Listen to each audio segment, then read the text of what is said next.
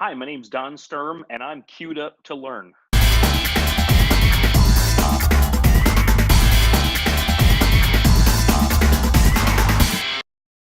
Hello, everyone, and welcome to Queued Up. Thank you so much for joining in, and I want to thank and welcome our guest for today, Don. So, welcome, Don.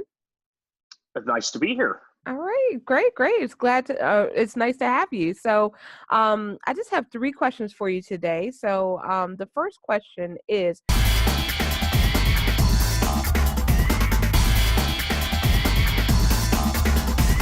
For me, it's the idea of student voice.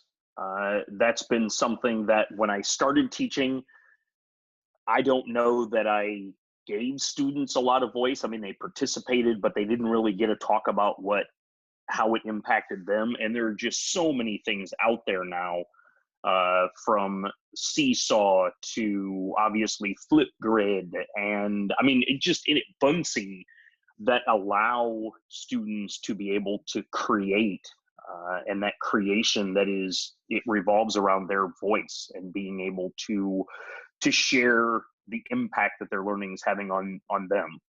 so I love what you said about student voice. That's definitely extremely important. And I love all of the tools that you listed. You know, they all help to amplify that student voice and to allow students to share their perspective. So great. All right. So the second question I have for you is,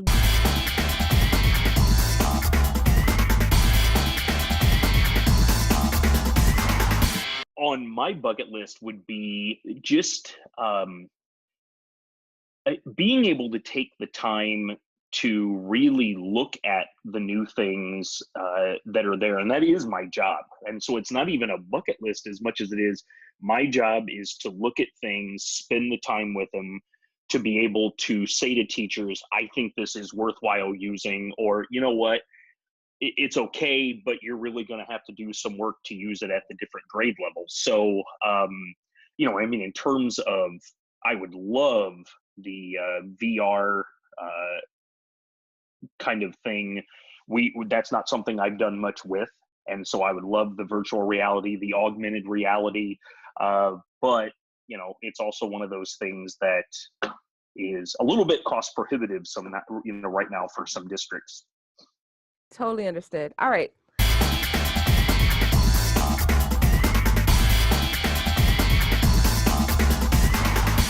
I would say to integrate technology deliberately.